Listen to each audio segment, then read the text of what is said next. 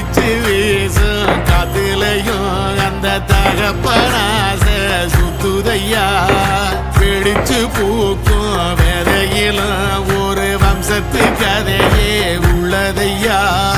100 தலைமுறை சேர்ந்து செதுக்குன ஈரநலம் இது பாறையா வாழும் வரையிலும் நீயும் விதைக்கிற